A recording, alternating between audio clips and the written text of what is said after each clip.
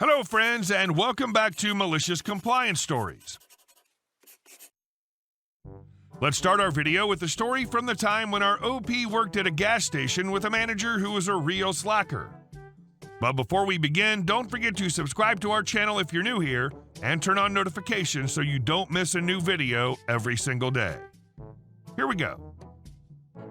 Enjoy covering the shift yourself. I happen to live maybe 100 yards away from this gas station. I always walk to work. This very quickly earned me the honor of always being the one who got called to cover shifts, which was fine at first. I was okay with covering occasionally, more money and all. But then we hired this one girl who called out at least once a week. And she was first shift too. I worked third. First shift was normally when I was asleep. Also, the manager at this store was 100% lazy and basically spent as little time as possible at the store, just long enough to run daily reports and get the cash to the bank. She was salaried. To be fair, she did manage 3 stores in town, but even then she put in maybe an hour at each one. She had it very easy. So she calls out and the manager immediately calls me. Girl will be Julia, manager will be MGR. I'd already covered a lot of shifts and finally had enough. MGR. Hey OP, Julia called out again. I need you to come in and cover. Me. Nah, I'm busy today. Call someone else. Hangs up. Get a few more calls, but I ignore them and go to bed. But I get woken up by even more calls about 30 minutes later. MGR. OP, I need you to come in. Nobody else is available. Me. What part of I'm busy was unclear? I wasn't scheduled for today and I have plans. MGR. But you said you wanted more hours. Me. I want more scheduled hours. I have other plans today. I'm not canceling them. MGR. But if you don't come in, I'll have to cover it myself. Me. Sorry. No, I'm not. But no. Hangs up and puts phone on silent, finally gets some sleep. Now here's the petty part. I woke up a while later and went to the store to buy soda or something. It was so close, I just always walked over whenever I felt thirsty. Never kept a stockpile at home. Manager was still there, super pissed about having to cover. MGR. What are you doing here? Me. Buying drinks? MGR. I thought you were busy. Me. I was and still am. Had lots of sleep planned this morning and now I've got video games scheduled for the rest of the afternoon. Very busy.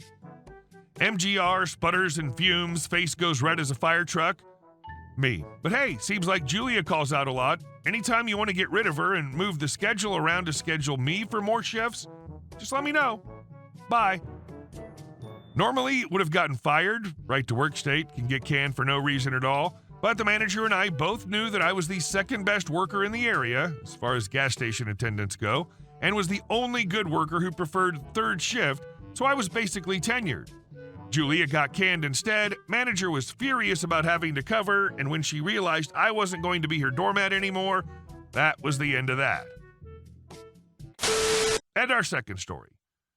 Reported my boss who tried to make my life miserable. A little context.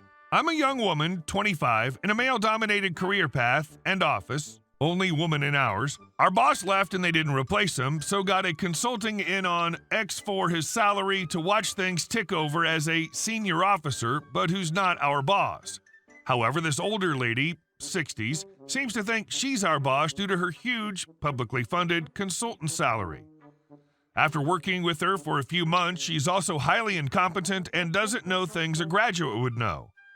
I'm a young woman who's worked hard to get to my level of work, and it genuinely annoys me that this person has come in and is taking so much taxpayer money whilst also doing such a bad job for the public. We are public sector.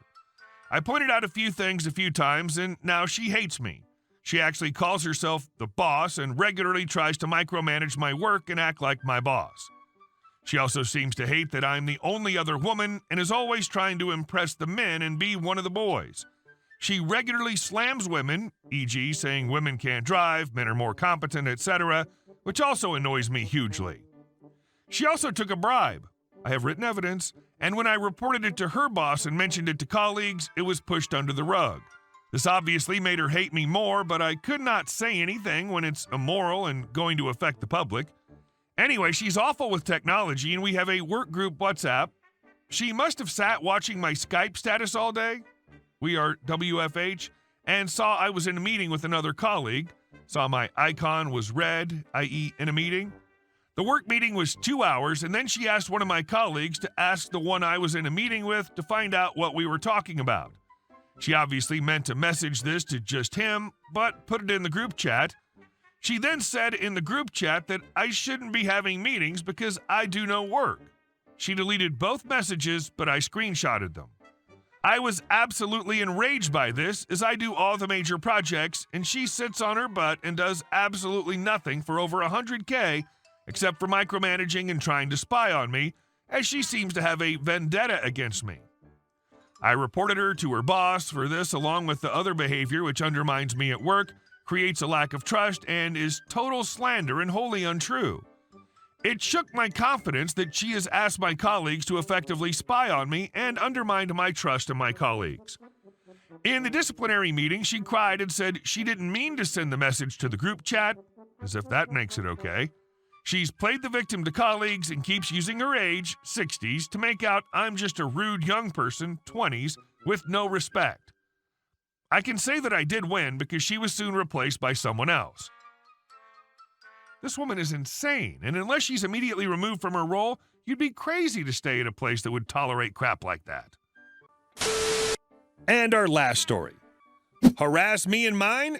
Go to jail. Many years ago, I bought a house in a neighborhood with a very restrictive HOA. However, the property I bought pre-existed the HOA and was not included in the HOA or restricted in any way. One of my neighbors seemed to take great offense at the fact that I was not a part of the HOA and did not have to abide by the overly restrictive rules. From the time that I moved into the house, he started giving me grief. First, it was HOA notices that I was under no obligation to follow. When that failed, he began to harass me at every opportunity. For months on end, this guy would call in noise complaints anytime I had guests over. No party, just guests. He also habitually called in code complaints and generally harassed me and my family in many other ways. For months, he made my life hell. Finally, one night, while friends were visiting, we got a knock at the door. It was a police officer responding to another noise complaint. WTF, we were just sitting around playing cards. This was the last straw. I decided to get him back. I formulated a plan. First, you must understand that this was about 30 years ago. There were no cell phones in general use, and the average citizen did not have access to the easy communications that we enjoy today, or my plan would have never worked.